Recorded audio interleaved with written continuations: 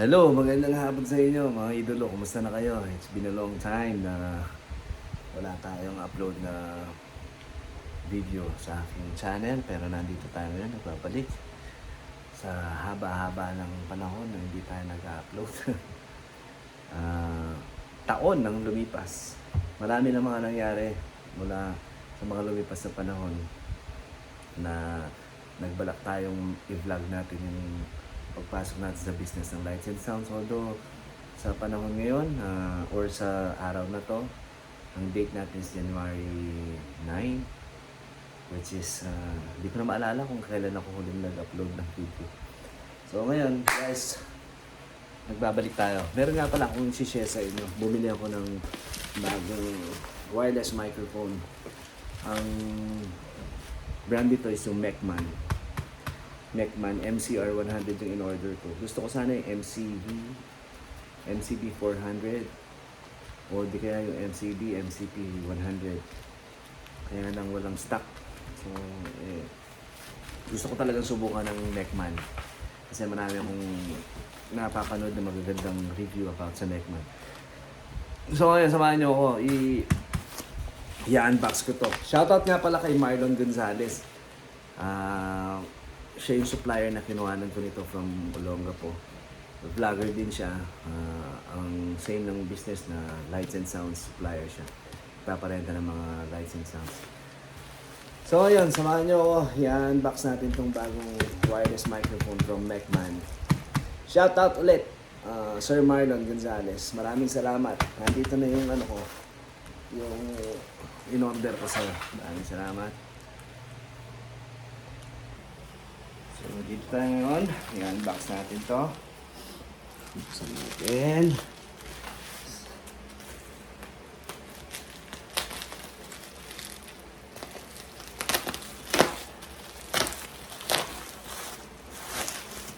Alright. Actually, may event tayo bukas. Matetesting natin bukas. Yung event natin. Meron tayong birthday event, 50th birthday. Tapos yung event natin, meron tayong semi-full band na magpe-perform. So, matetesting natin ito bukas.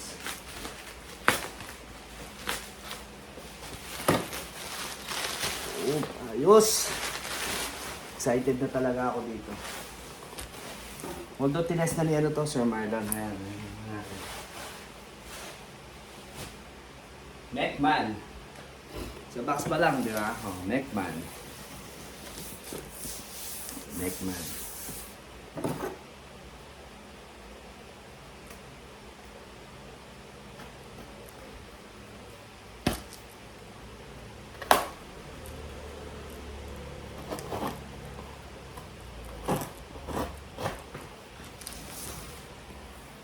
Medyo matagal tayong hindi nag-upload. Nung nagsisimula pa lang ako sa Lights and Sounds, masipag ako nun eh. Kaya lang ngayon, medyo nahinto ang pag-upload ko. Pero ang business natin, nagtuloy-tuloy yan. Marami na tayong mga kliyente ngayon, unlike before. So, Mecman MCR 100 yung model niya. Ayan, UHF, 2-channel professional microphone. True Diversity wireless microphone. Okay, tas yung frequency niyan from 560 hanggang 620 MHz. Okay. Wow. Kita nyo, tignan mo sa ang angas eh. Wow. Wow. Yaw. Panalo. Panalo tayo sa box niya, di ba? Wow. Ayos. Okay, i-open natin siya para makita niyo yung mga laman niya.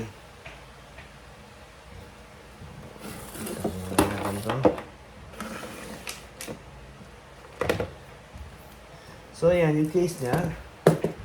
Parang yung kamukha nung ano ko to, yung... Nung nagsisimula pa lang akong kauna-unahang wireless microphone na binili ko, yung Joson. Mount Everest.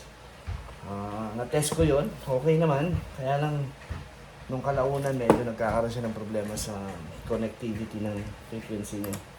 Nagkakaroon ako ng putol. So, meron siya mga puttings dito. Kaya pinatay mo na ganun.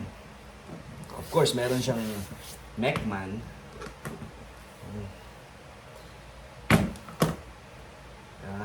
Buksan natin siya para makita niyo yung laman. Medyo ibaba natin ng konti ito. Ayan. Okay. Ang loob nito, ayan. Of course, may foam siya rito. Ang pinaka nasa itaas, gusto kong kulay, ito yung black. Kasi meron ako nakita niyan, MCR 100, ano naman to, silver. Silver siya dito. Yon yung bakal na to, silver din. Even itong cover niya dito. Pero hindi siya pure na silver, may halo lang siyang silver.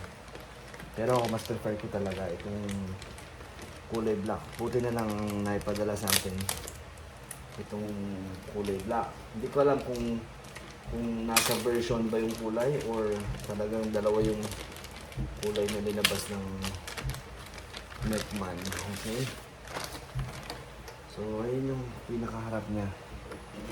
So, ayan o. Ganito yung tsura niya.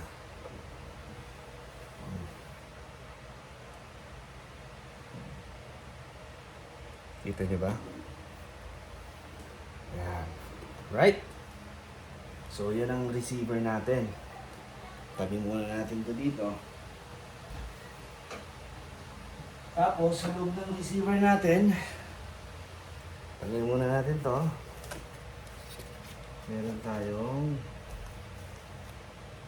of course, manual. Mechman manual.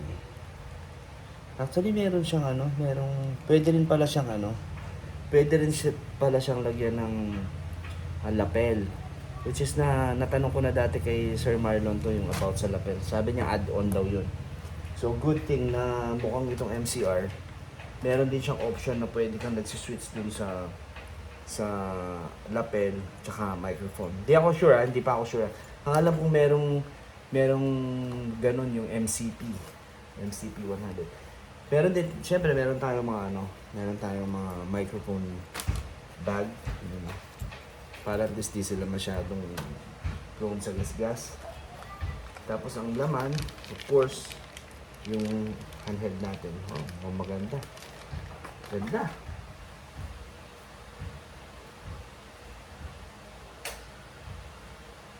Para mas maliwanag tayo. Okay? So, ngayon, yung handheld natin, dalawang handheld. Mamaya natin buksan yan. Tapos ang kasama sa box, ito, signal cable, patch cable, dalawa. Hindi ko alam kung gaano haba na ito. Pero pwede natin buksan para malaman natin kung gaano kahaba.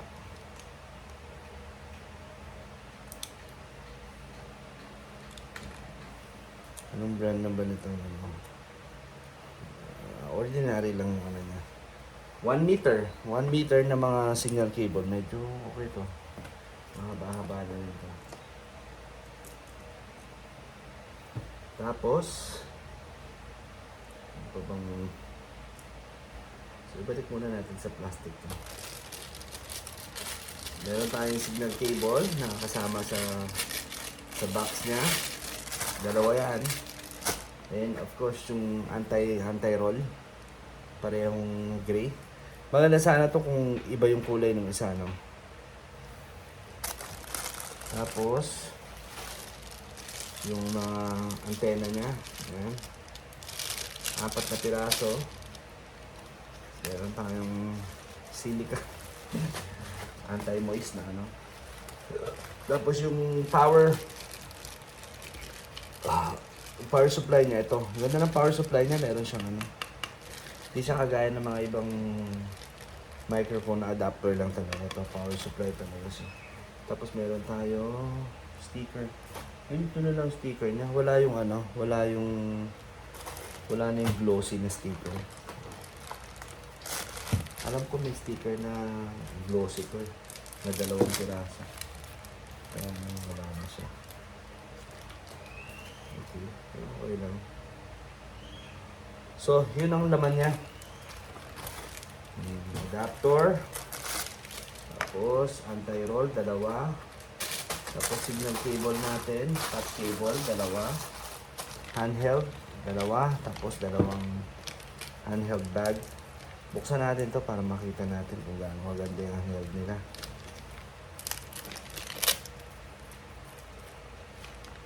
Ayan.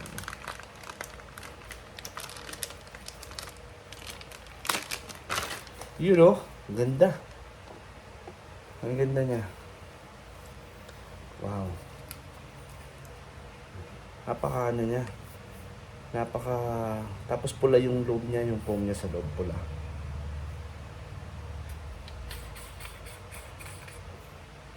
Yun o. Pula yung laman niya sa loob. Voice screen niya.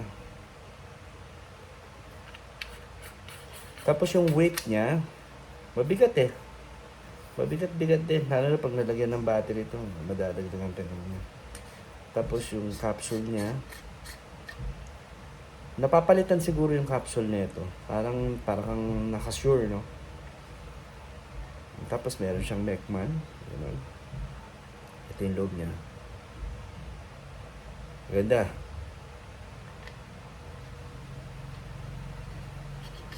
Alright. Tapos yung lagayan ng battery. Yun, ganun siya. So, sinushoot siyang gano'n. Tapos yung power button niya nandun sa loob. Medyo may ano siya, malalim siya dun para kasi di ba yung iba minsan napipindot, nagmo-mute. At least ito nasa ano lang siya. So as of now, hindi ko muna siya te-testingin. Bukas na natin te-testingin to. I-video ko uli yung sound check natin dito bukas. May event kami bukas. Gagamitin ko siya for tomorrow event. Para at least magkaroon uli tayo ng mga ina-upload na videos. Plano ko na gawing libangan uli yung pag-video ng mga labas natin. Which is nung masipag pa ako nag-video nung nagsisimula pa lang ako, as in maliit pa lang yung sound system natin nun. Although ngayon, hindi pa naman siya ganun kalaki, pero kung i-compare mo dun sa nagsisimula pa lang ako, malaki na po yung pinagbago. Masasabi natin na nag-improve na po yung ano natin, yung mga gamit natin. Siguro pagka susunod-sunurin ko, maghahabol ako ng mga uploads ng video. I-review ko yung mga gamit ko, kung ano na yung mga gamit na naipundar ko mula nung nag-lights and sounds tayo. Tapos nasa ganyan naman tayo, makapag-encourage naman tayo ng mga idol natin dyan na iba na nangangarap din na kung ano man na gustong gawin sa buhay, na walang imposible basta samahan mo ng panalangin, tiyaga at sipag. Hindi po imposibleng mararating mo kung ano man yung mga pangarap na gusto mong marating sa buhay. So, yun. So, for the meantime po, yun muna yung end ng ano ko. Yun muna yung pagtatapos ng video na to about sa Mechman. Dumating na yung ano natin, yung order natin. Bukas, matitesting na natin to bukas. Kaya once again po, maraming salamat sa mga nanood po ng aking video. Abangan nyo po yung review ko rito at saka yung sound check natin dito bukas. Gagawin ko siya ng separate na video. Maraming salamat po. Thank you very much sa mga nanood po. Kaya once again, shoutout po kay Sir Marlon Gonzales ng Olonga po. Sa kanya ko po in-order to. Maraming salamat. Yung presyo nga pala. Nabili po sa kanya to ng 10,000 plus yung shipping fee. Pinadala niya sa JNT. Kahapon niya pinadala to. Tapos ngayon din dumating siya sa akin. So maraming salamat po. Nice smooth transaction po. Thank you very much. Bye-bye po.